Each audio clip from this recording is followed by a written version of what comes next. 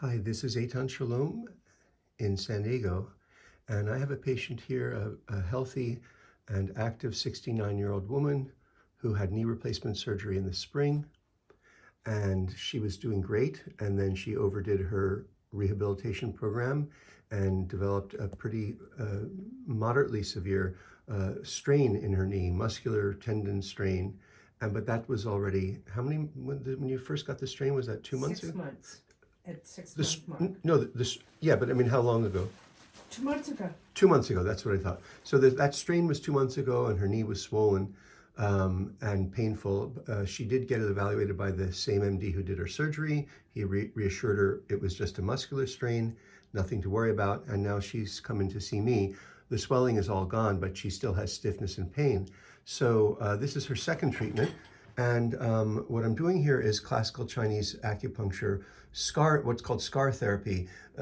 We always want to encourage, promote healing in the tissue underneath the scar. And so this point here, which is at the beginning of the scar, this was quite tight here and even a little bit painful. Not once the needle came in, it wasn't painful. And so as you can see, I'm needling from outside the scar towards underneath the scar. And I'm doing that on both the right side and the left side. So this is, we do this anytime there's a scar from a surgery. You can even do it if you just have a scar from an injury that you'd like to heal better.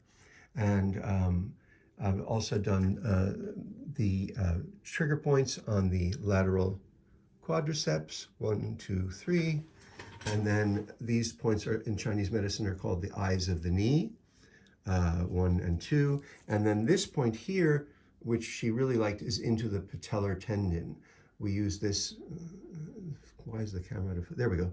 We use this for patellar tendonitis, and I palpated there and it was rather a bit tender. So I put that needle here into the patellar tendon, and that's always going to be helpful.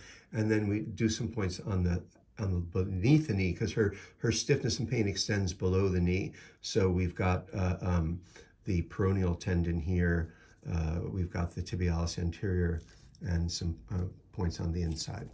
So that's how you use classical Chinese acupuncture for promoting healing after surgery. I mean, if somebody has surgery for internal medicine, then we would do something different. We would do acupuncture. Let's say they had abdominal surgery to open up the flow of qi through the abdomen, but something like that where it's a greater insult to your body. We also will do points to stimulate recovery and strengthening in the immune system. Okay, thanks for tuning in.